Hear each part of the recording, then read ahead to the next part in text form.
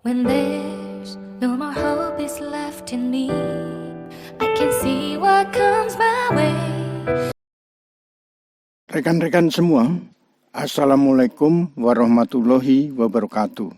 Selamat berjumpa lagi dengan saya, Anggono Raras, melalui saluran Aviation and Business Campus dengan tema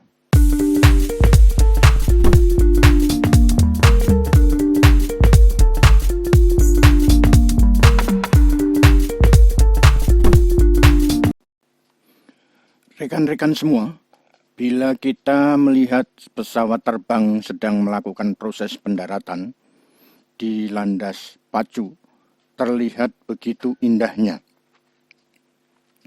Pada saat pesawat tersebut berhasil menyentuh landas pacu, tepat di garis tengahnya, selanjutnya meluncur sepanjang landas pacu tersebut dengan mulusnya. Pilot dapat mendaratkan pesawatnya dengan tepat pada landas pacu dibantu oleh alat bantu pendaratan yang disebut Instrument Landing System atau disingkat ILS. Pilot dengan mengikuti petunjuk ILS, maka ia akan mulus mendaratkan pesawatnya pada landas pacu. ILS adalah pemancar yang dibuat untuk menciptakan perpanjangan garis tengah landas pacu di udara.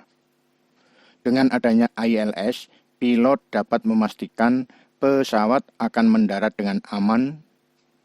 Dari ILS ini, pilot dapat mengetahui jarak pesawat dengan landas pacu, ketinggian pesawat di atas tanah, dan posisi pesawat terhadap garis tengah landas pacu, serta sudut pesawat terhadap landas pacu. Pilot akan selamat dalam pendaratan dengan mengikuti pedoman yang diberikan ILS melalui layar monitor ILS di pesawat. Betapa bermanfaatnya ILS ini bagi penerbangan. Memberikan panduan bagi pilot agar selamat dalam mendaratkan pesawatnya dan memberikan keamanan dan keselamatan bagi penumpang dan kargo yang dibawanya. Rekan-rekan semua, saya masih ingat ketika belajar ILS ini di kampus pendidikan dan pelatihan penerbangan atau PLP Curug Tangerang.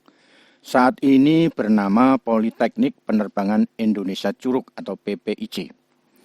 ILS merupakan salah satu pelajaran wajib yang harus dipelajari oleh taruna, sebutan mahasiswa PLP Curug.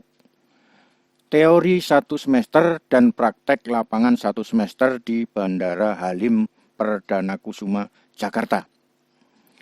ILS merupakan gabungan dari 3 komponen utama, yaitu localizer, glide path, dan marker beacon.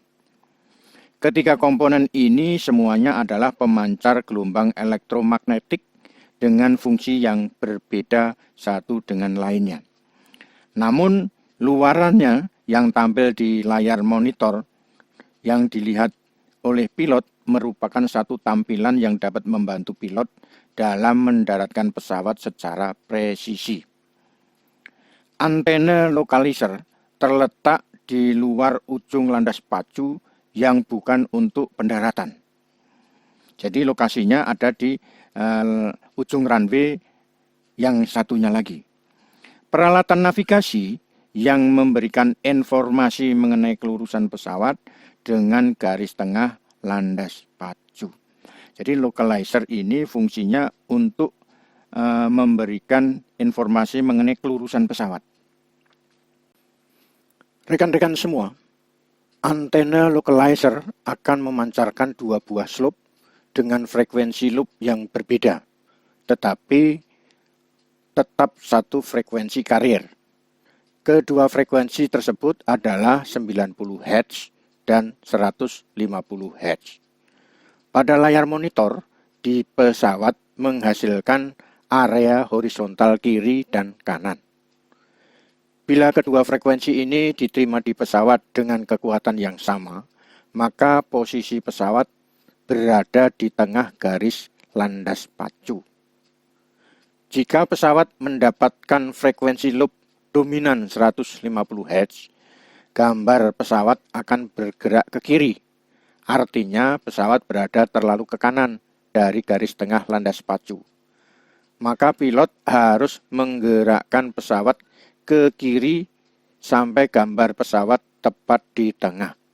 Begitu juga sebaliknya, jika pesawat mendapatkan frekuensi loop dominan 90 Hz, gambar pesawat bergerak ke kanan. Artinya, pesawat berada terlalu ke kiri dari garis tengah landas pacu. Maka, pilot harus menggerakkan pesawat ke kanan sampai gambar pesawat tepat di tengah monitor. Pancaran gelombang elektromagnetik yang dibentuk oleh frekuensi 90 Hz dan 150 Hz membentuk bidang datar yang dibagi secara sama antara dua frekuensi tersebut. Bila pesawat berada di frekuensi 90 Hz, maka tampilan layar monitor seperti yang sudah dijelaskan sebelumnya. Begitu pula dengan posisi pesawat di area frekuensi 150 Hz. Agar posisi pesawat tepat di garis tengah perpanjangan landas pacu, maka frekuensi 90 Hz dan 150 Hz diterima di pesawat harus mempunyai kekuatan yang sama. Rekan-rekan semua, sistem sudut pancaran atau glide slope. Sinyal glide slope dipancarkan melalui susunan antena yang terletak di area umum dari approach runway, sebuah menara vertikal setinggi sekitar 6,092 meter. Sinyal dipancarkan untuk menghasilkan dua lobus berpotongan, satu di atas, yang lain di bawah. Lobus atas dimodulasi dengan 90 Hz dan bagian bawah dimodulasi dengan 150 Hz. Lobus ini ditransmisikan dari ujung approach runway keluar dengan sudut antara 2,5 sampai 3,3 derajat. Glide slope memberikan panduan posisi pesawat vertikal terhadap landas pacu. Pilot pada saat akan mendarat di landas pacu tinggal mengikuti panduan dari ILS. Pesawat diatur agar posisinya ada di garis tengah atas dan bawah. Gabungan sinyal localizer dan glide slope menghasilkan titik garis tengah landas pacu dan sudut pendaratan yang tepat pada landas pacu. Bila pilot mengikuti panduan ini, maka pendaratan pesawat akan mulus. Rekan-rekan semua, bagian ketiga dari ILS adalah marker beacon. Marker beacon terdiri dari 3 posisi, yaitu outer marker atau disingkat OM, middle marker disingkat MM, dan inner marker disingkat IM. Frekuensi yang dipancarkan antena marker mempunyai pola vertikal, sehingga hanya pesawat yang melintas di atas marker yang akan menerima sinyal pancarannya. Outer marker atau OM dengan frekuensi 400 Hz, middle marker atau MM dengan frekuensi 1300 Hz, dan inner marker dengan frekuensi 3000 Hz. Frekuensi carrier yang digunakan adalah 75 MHz. Bila pesawat melewati OM, maka sisa jarak ke titik pendaratan tinggal 6,5 sampai 11 km. Bila pesawat melewati MM, maka sisa jarak ke titik pendaratan tinggal 1050 sampai 150 meter.